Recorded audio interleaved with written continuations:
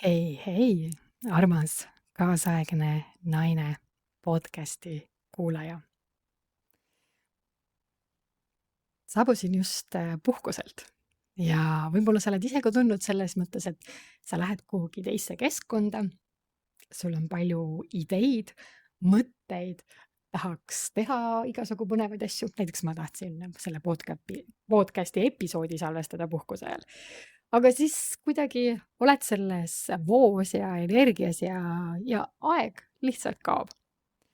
Ja mina andsin endale selle lubaduse või loa, et kui ma siis juba puhkusel olin Itaalias 8 teise naisega, siis ma naudin seda, et ma olen seal kohapeal ja ei muretse selle pärast, et mul see podcasti episood salvestamata jäi kuskil mõnusal Vahemere ranniku äärel, kus taustaks võiks olla lainete kohin. Seega, täna ma olen tagasi Eestis, salvestan seda podcasti tegelikult täitsa oma office'i kontori nurgakesest, sest kui sa oled minu podcasti kuulaja, siis ja oled võib-olla minu teekonda jälginud, siis tead, et ma võtsin ette eelmise aasta veebruaris, selle aasta veebruaris, sellise väljakutse nagu 75 hard ja ma failisin selles, ehk siis ma ei teinud seda 75 päeva järjest ära. Mis juhtus, mis toimus, lihtsalt vaata mõned podcasti episoodid tagasi, mul on isegi YouTube'i kanalil ka üks video selle kohta pikem põhjalik, et kuidas naistel on 28-päevane tsükkel ja kõik muud asjad, hormoonid, muud asjad, et mille pärast ma siis failisin. Aga ma juba enne puhkust teadsin, et ma tahan seda väljakutset ikkagi uuesti teha ja juba esimesel korral, kui ma seda tegin, siis ma juba teadsin, et ma ei tea, kas mul õnnestub selle lõpuni teha, aga ma alustan, saan kogemuse ja siis ma ühel hetkel kindlasti teen seda uuesti. Ja nii huvitav on see, et kui ma esimesel korral seda alustasin, siis ma olin sellest 8 naisest 3-ga olin Pärnus puhkamas ja tulin tagasi ja juba puhkuse viimasel päeval hakkasin seda väljakutset siis jälgima. Seekord Itaalia reisist tulles ma andsin endale 1 päeva ikkagi taastumiseks, sest seal need aeg, mille jooksul sa opereerisid hoopis teine, et õhtuti ja öösiti oli see aktiivne aeg, sest siis oli jahedam avastada, käia, olla, toitu nautida, et see kõik oli seal hilistel õhtutundidel ja siis ma lihtsalt andsin endale 1 päeva Eestisse tulles, et ma taastun, et ma kohe esimesel päeval ei hakka pihta. Aga mis siin kaua mõelda? Teine päev Eestis, pärast puhkust, hakkame pihta. Mis on siis 75 hard väljakutse? Nagu see nimigi ütleb, siis see on 75 raske. Ja ma olen rääkinud sellest, et issand kui naljak, et veebis on ka varianti 75 soft ja muid asju. Aga mulle meeldib selle väljakutse juures see, et see ongi raske.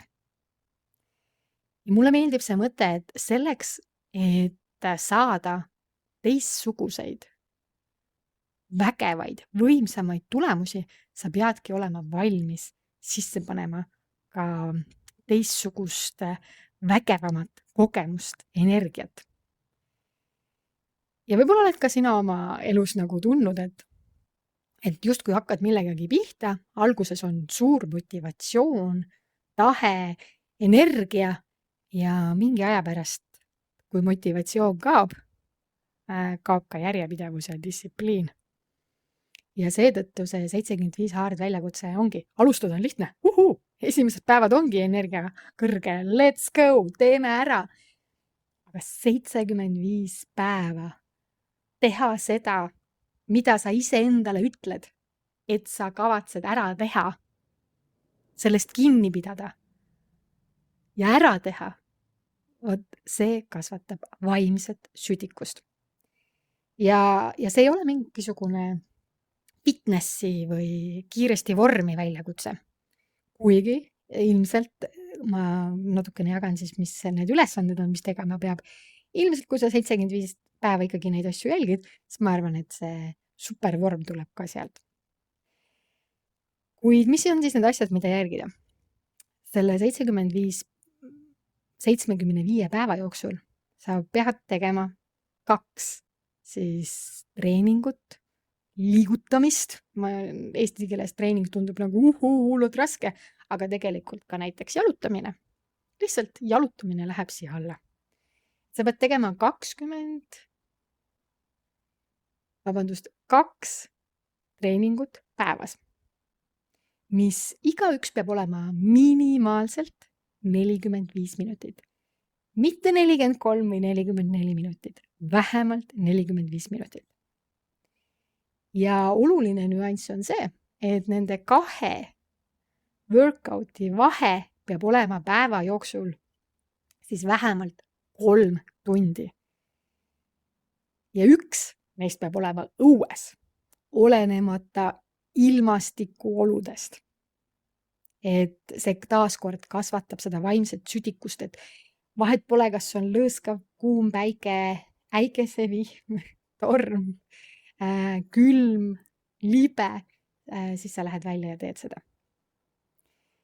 Ja tõesti, 1 nendest võibki olla ja minu plaan 75 päeva jooksul ikkagi on see, et 1 nendest õue workoutidest on 45 minutit jalutamist.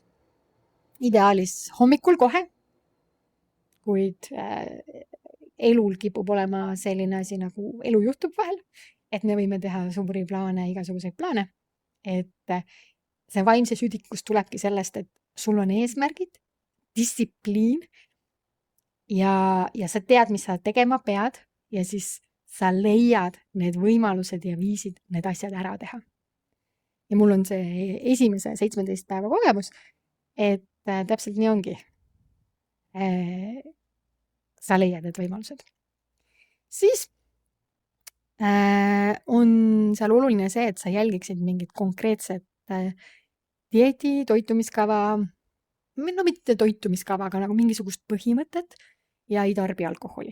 Ja selliseid asju nagu need petutoidud, petupäevad, cheat meals, cheat days, need 75 päeva jooksul ei ole okei. Ja dieet, mida mina kavatsen jälgida, on lihtsalt, et ma ikkagi 30–50 grammi valku saaks iga toidu korraga. Ma ei tarbi selle 75 päeva jooksul suhkrut. Alkoholi ma niikuinii peaaegu varsti 2 aastat pole tarbinud, sellega on lihtne. Ja minu plaan on see, et ikkagi enamus toidukordi, no see, ma ei oska seda nagu protsenti öelda, aga umbes 80–90% oleks siis ikkagi päris toit. Ja tõesti, kui sa liigud nii palju ja toitud korralikult, siis keha ka muutub. Aga taaskord, mõne inimese jaoks võib olla see liigutamine väga keeruline, teise inimese jaoks ongi see toitumise jälgimine 75 päeva järjest päris keeruline. Siis on oluline toitumisest edasi, et inglise keeles siis 1 gallon vett, aga mis eesti keeles siis on umbes 3,8 liitrit vett päevas, puhast vett. Ma ostsin alguses endale mingisuguse 2-liitrise anuma, et ma hakkan sealt vaatama nii edasi. Täna ma tean seda, et ma lähen oma selle vana süsteemi peale. Mul on 400 milliliitrine klaas IKEA-st, seal müüakse nii suuri klaase, mis on väga ilus, nunnu. Ja ma joon filtreeritud vett Tallinnas siin, mulle meeldib. Mul ei ole midagi kraanivee vastu, aga mulle meeldib, kui ta on selline toatemperatuuril seisnud, sealt filterkannust läbi käinud ja siis ma teen kriipsukesi, et kui ma klaasi ära joon. Mul on kohe paber ja kirjutusvahend seal veekannu juures ja siis ma kirjutan sinna ja siis ma olen mõtnud ära ka oma ühe veepudeli, et kui ma see oli 0,8 liitrit, et kui ma näiteks trenni lähen, joon selle pudeli ära, siis ma tean, et ma olen 2 justkui klaasikest vett ära joonud ja saan sellega kirja panna. Ehk siis mõõda oma tegevusi, sest sa võid oma peas mõelda, mida iganes tahad. Kui sa ei mõõda, siis tegelikult sa ei tea ka fakte, kas sa teed või ei tee. Et kui ma vahepeal mõtlen, et ma ju joon vett normaalselt, siis mingil hetkel sa saad aru, et okei, see 3,8 liitri joomine ei pruugi alati kõige lihtsam olla. Tuleb hommikul juba alustada. Siis on üks tegevustest lugeda 10 lehekülge päevas. Ja siin on selline huvitav asi, et see ei tohi olla mingi ilukirjandus, mingisugune ajakiri, ajaleht, et sa võtadki ühe raamatu, mis on soovituslikult seoses siis ettevõtlusega, mingi mõtteviisiga, ühesõnaga midagi, mis on veidi sellise enesearengule suunatud ja loed seda 10 lehekülge päevas. Ja sa ei hüppa ühe raamatu pealt teise peale, et kui sa võtad ühe raamatu, siis sa loed sellega kaanest kaaneni läbi. Taaskord, minul esimesel korral oli see väga keeruline, sest ma olin harjunud raamatutest pealt hüppama ühe pealt teise peale.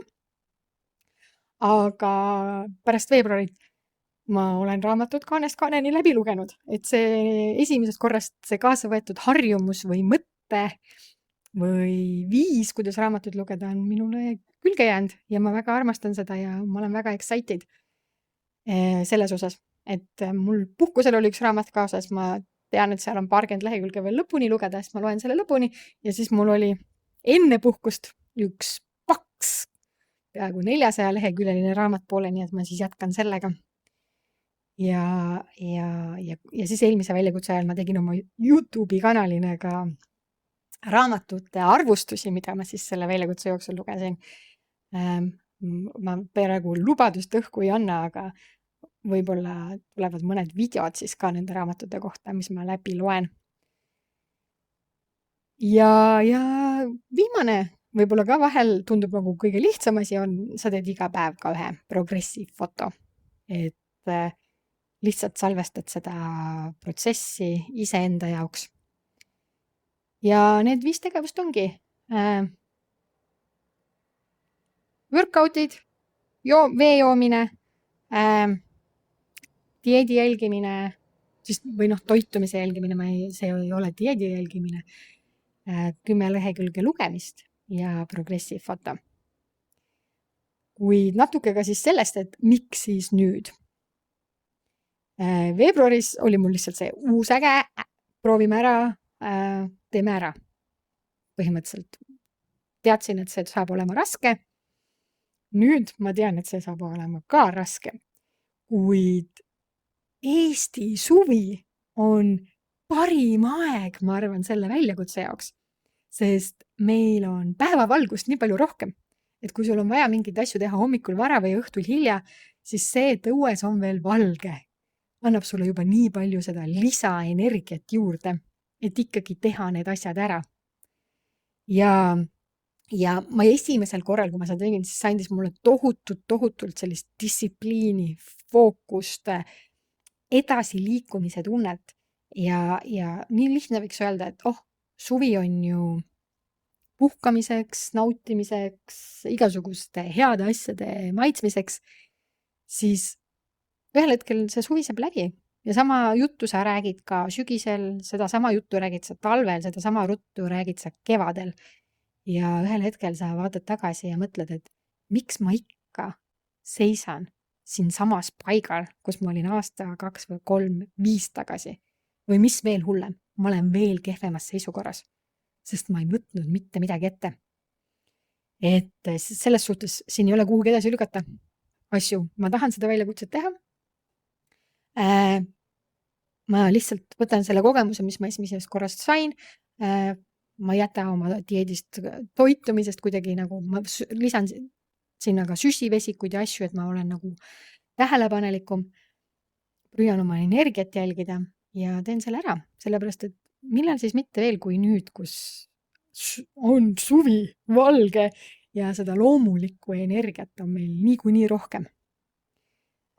Mis siis veel? Ma räägin natukene ka nagu sellest salajasemast isiklikust eesmärgist on ka see, et sügisel saan mina 40-aastaseks.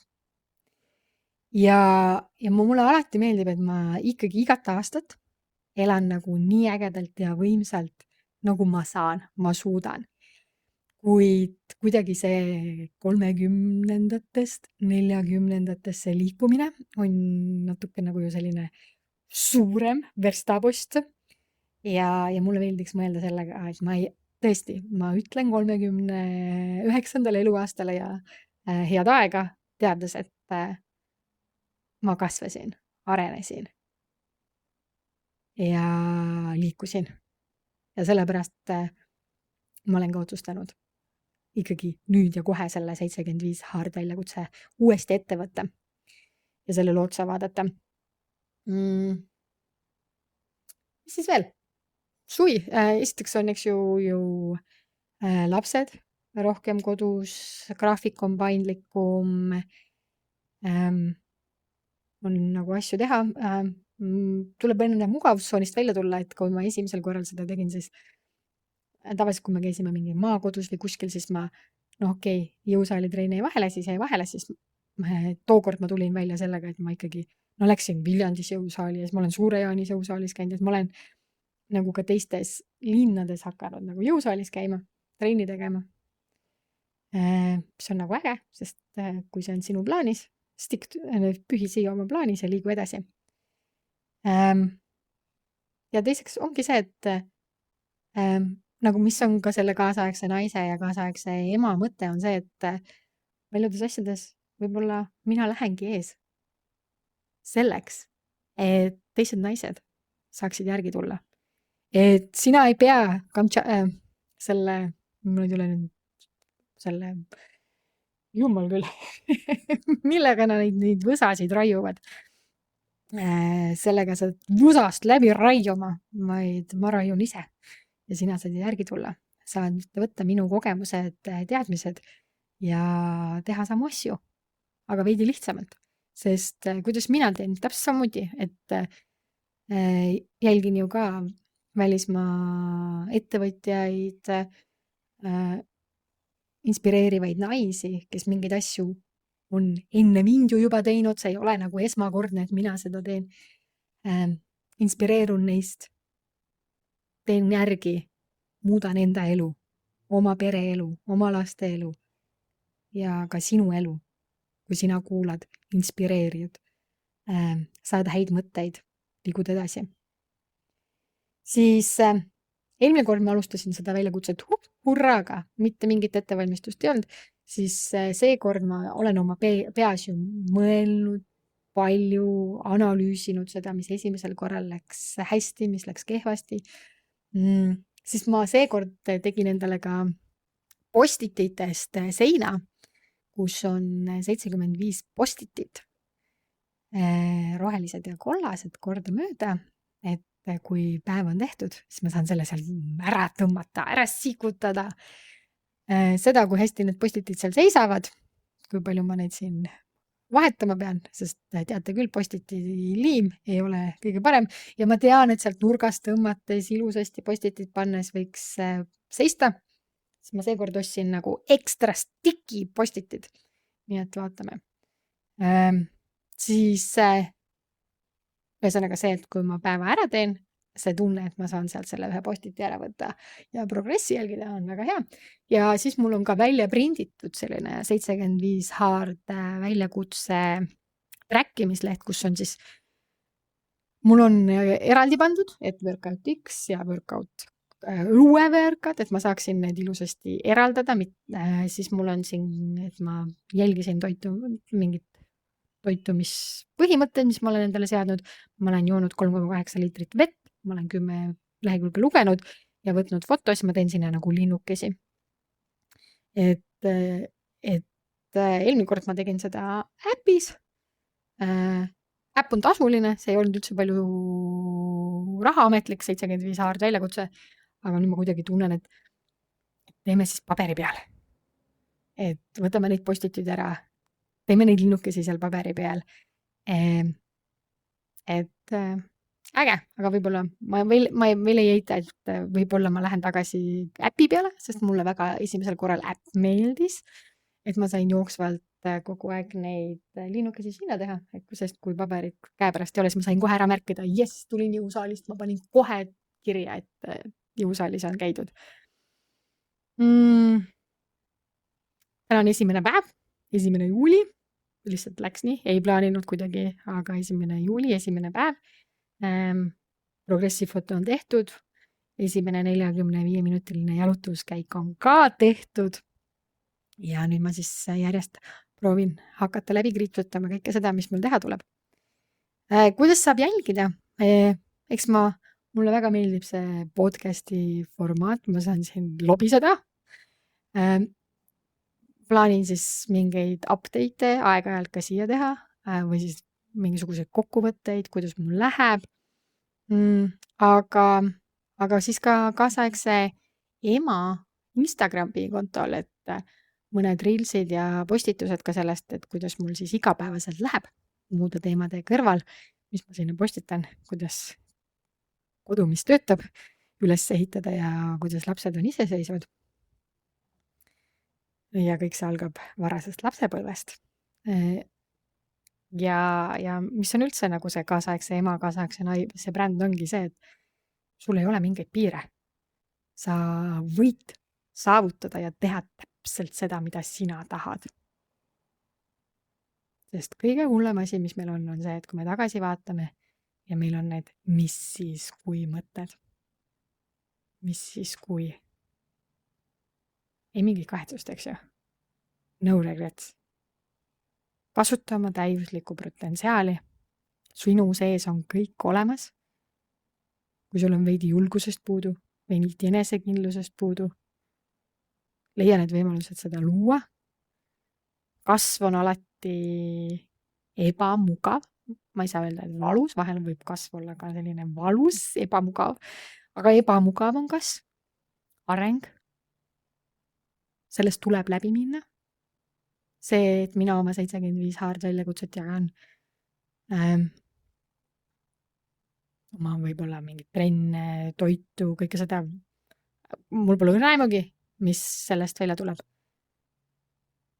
Kuid ma lähen ees. Loon rada. Inspireerin võib-olla sind ka. Enda mugavtsoonist välja tulema. Mõtlema teistmoodi tegutsema. Sest sa väärid seda ise, aga ka sinu lapsed väärivad seda, et neil on ema, kes on äge, kes ei kahetse, et jäi midagi tegemata. Ja laste kõrvalt saab teha kõike. Päriselt saab. Käisin ju õppimas Prahas Montessori õpetajaks, tegin lastehoidu. Olles täiskohaga ema ka. Aga vot, 75 hard. Teist korda. Läksime. Pea meeles. Edu on otsus. Ja igal suvalisel ajahetkel oma elus sa saad otsustada olla parem versioon iseendast. Let's go!